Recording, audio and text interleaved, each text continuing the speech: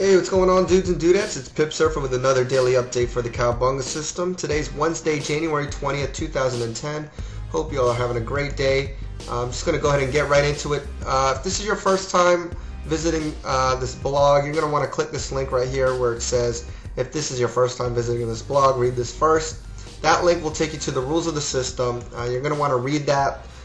Get used to the system, understand it, and then come back, and these videos are going to make a lot more sense, because otherwise you're going to be watching this, you're going to be kind of confused, and it really won't benefit you much. So go ahead and do that first, and then come back, and we'd love to have you. And for those of you regulars out there, just want to welcome you back again.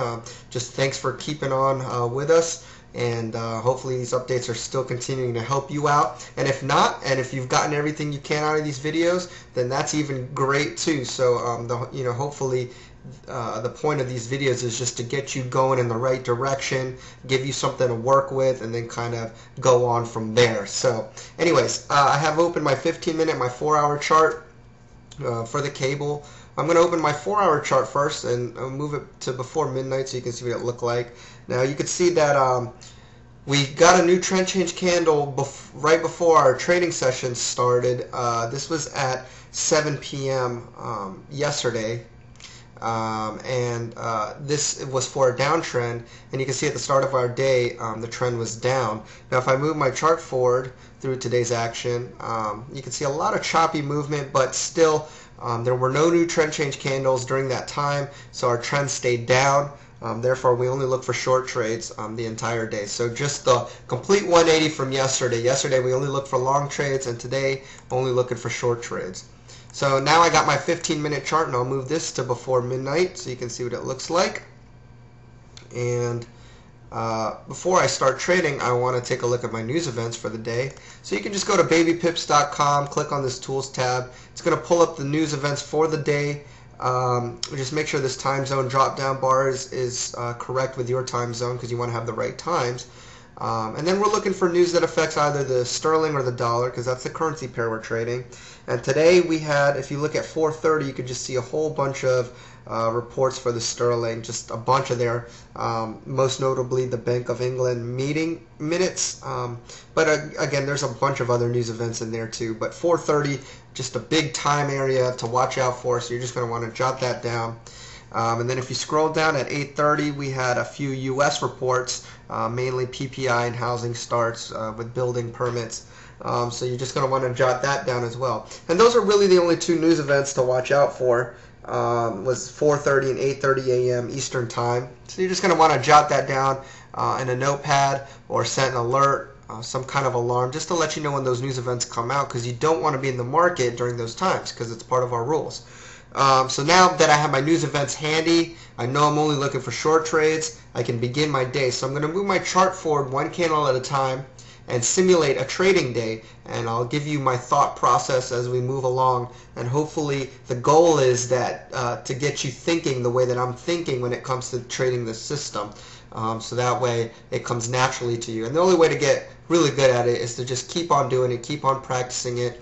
Again, you're going to want to demo trade this for as long as you can, until you're really comfortable with it and it's just like second nature, and you have a whole routine down, and you can trade this almost in your sleep. So that's the whole point of this. And so now I'm going to move my chart forward, and each candle represents 15 minutes, because this is a 15-minute chart.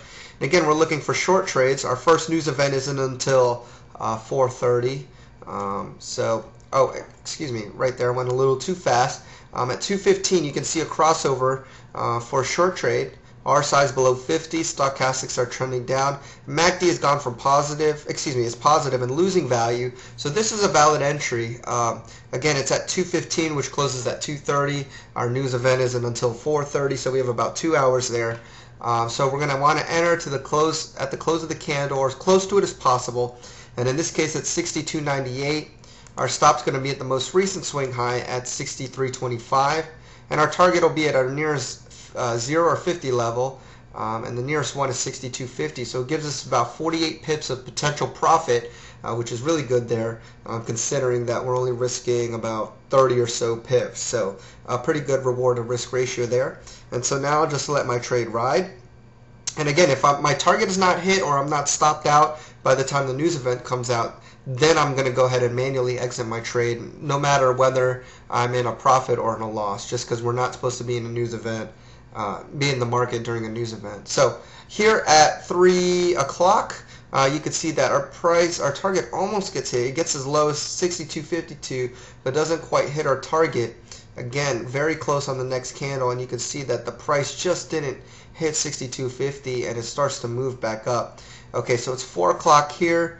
Now this is the 4:15 candle. Now I know news is coming out at 4:30, and unfortunately we're just slightly negative, maybe break even. So you're going to want to go ahead and just exit as when you can. And so at this point, what's going on is I know that I'm going to exit this trade before the news event. Now I know that my target is not going to get hit. So at this point, what I'm going to do is really try to exit at break even at this point and just jump ship. Really common sense. Don't wait until the close of the candle, because you're probably not, you're going to be negative.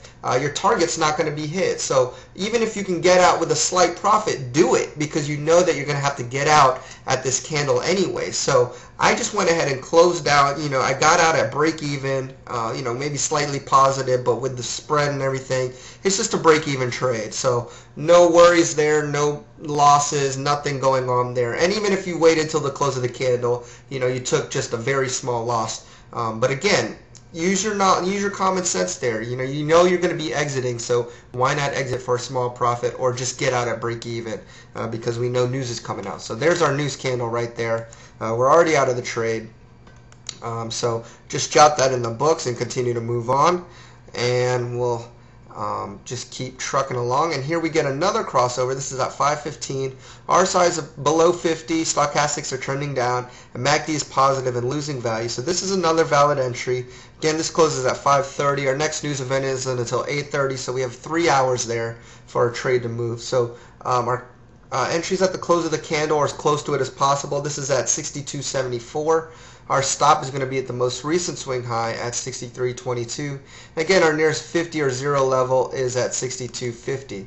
So we'll just mark it there. So it gives us about 24 pips of potential profit. And now we'll just move on. Again, if I'm not out of the trade by 8:30, I'll go ahead and exit. And so I'll move forward. And you can see that right here at 6:15, our target was just hit right at 62.50. Seems like that's a support level for the meantime. But our target was hit, obviously not a clean break. So you're going to want to exit, close to that range if you can. I got out at 62.55, so not quite at 62.50, but that's okay. So there's a small win there, and we'll just continue to move on. Again, just looking for more trades. There's 8:30 candle. Obviously didn't really do much, and sometimes it does, sometimes it doesn't. And we're just looking at the price here. Again, close to crossover here, but not quite. And 11:45, and this is the 12 noon candle. Now this is opening at 12 noon, which means it closes at 12:15, which is already outside of the trading session. So I will not enter, and you can see that it looks like it's going to make a crossover. You don't know exactly what's going to happen, but this is a good time to see, you can see where it looks like it's about to cross. This is where you really want to pay close attention to the market, to the charts, and have your finger ready to make that trade. Now we may have a crossover, and if we do, and it looks like the indicators will line up, then we'll want to enter right away. But again, if it doesn't, then you would just hold off. But again, that's just if the trade was in our trading session. I'm not going to take this even if it makes a valid signal, because it's past 12 noon. All right, so hopefully that helps you out. Again, just keep on staying disciplined as much as you can. If you have any questions, feel free to ask. Again, thank you, Abid Ashraf. I hope I'm pronouncing that right. Thank you for clarifying. But again, thank you for all your help, for answering as you can. So appreciate it. And I encourage you, if you have any answers to any questions, help out your fellow trader, because we were all new at one point, and it's always good to give back. So that's it for today. See you all on the next update. Cowabunga, dudes.